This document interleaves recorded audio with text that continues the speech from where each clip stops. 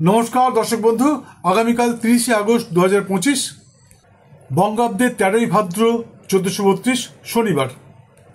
সূর্যোদয় ভোর 5:22, সূর্যাস্ত সন্ধ্যে 5:52।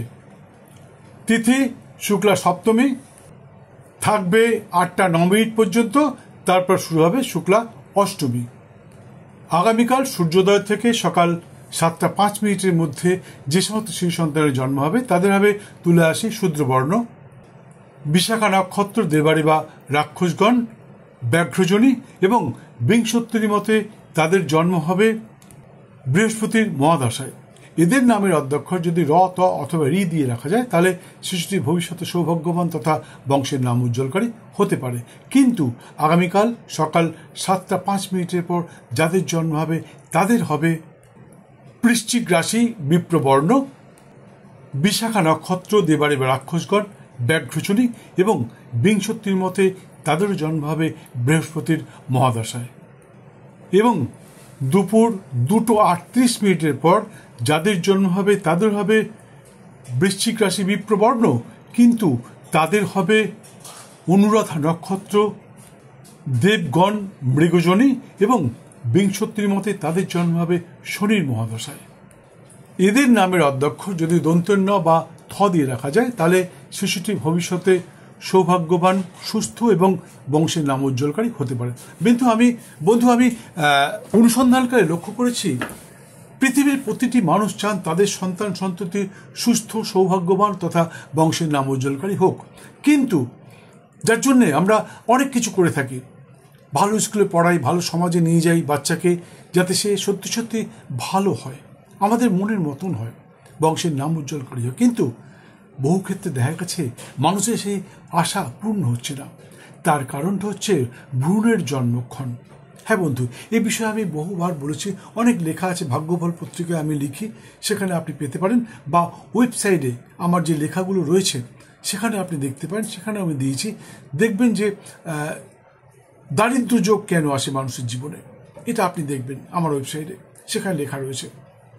আসলে কি হয় আমরা জানি না, আমরা হয় কি বিয়ের পর কেউ 2 বছর, 4 বছর, 5 বছর পর সন্তান নিতে চায়, কেউ বলে না এক্ষুনি নিয়ে নেব। আবার কারোর একটি সন্তান হয়েছে, পরবর্তী সন্তানটি বলছে আমরা 2 বছর বা 5 বছর পরে নেব।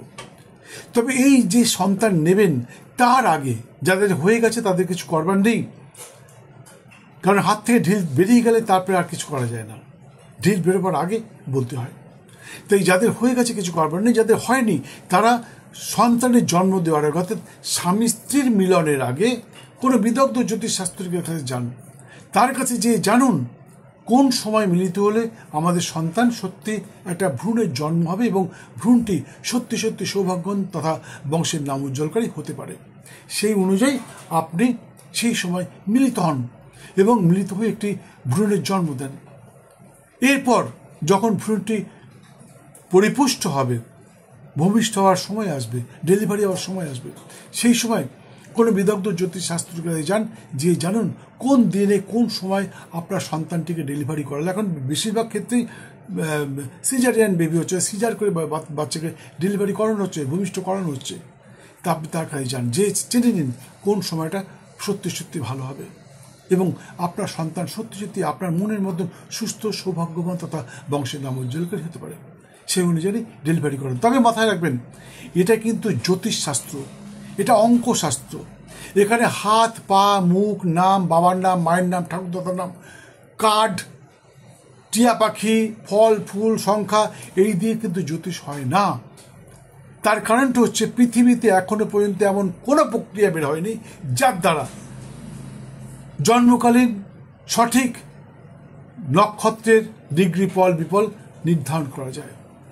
এই জন্মকালীন নক্ষত্রের ডিগ্রি ফল বিফল নির্ধারণ করার জন্য একটাই উপায়, সেটা হচ্ছে জন্মকালীন ব্যক্তির জন্মের দিন, তারিখ, মাস, বছর, স্থান এবং সঠিক বৃত্তান্ত, সঠিক সময়ের বৃত্তান্ত প্রয়োজন। এছাড়া আপনি কোনোভাবেই বের করতে পারবেন না।